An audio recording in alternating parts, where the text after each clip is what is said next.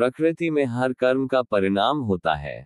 जो इसके विधान का पालन करता है, उसका लाभ होता है, और जो इसका उल्लंघन करता है, दंड का भागीदार होता है। जैसे खेत में बीज बोया जाता है और उसके अनुरूप फसल मिलती है, ठीक वैसे ही प्रकृति के खेत में कर्म का बीजारोपण होता है और भाग्य व प्रारब्ध के रूप में उसकी ही फसल उगती है। सत्कर्मों के बीज पुण्य के रूप में पुष्पित होते हैं और दुष्कर्मों के बीज पाप के रूप में। यह अटल विधान है और ऐसा होता अवश्य है। प्रकृति में हर कर्म का परिणाम होता है। यहाँ पर बबूल का बीज डालकर आम की उम्मीद नहीं करनी चाहिए।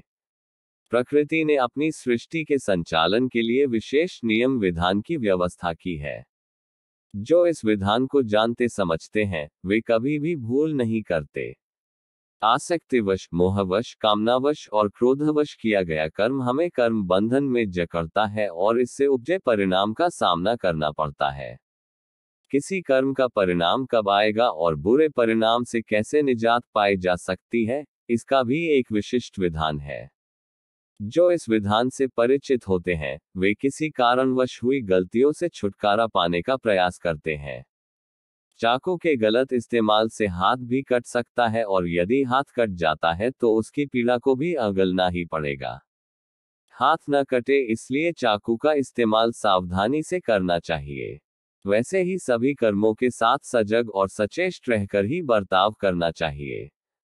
फिर भी यदि त्रुटि हो जाती है तो प्रकृति के दंड से बचने के बजाय स्वेच्छा से दंड को वरण कर लेना चाहिए।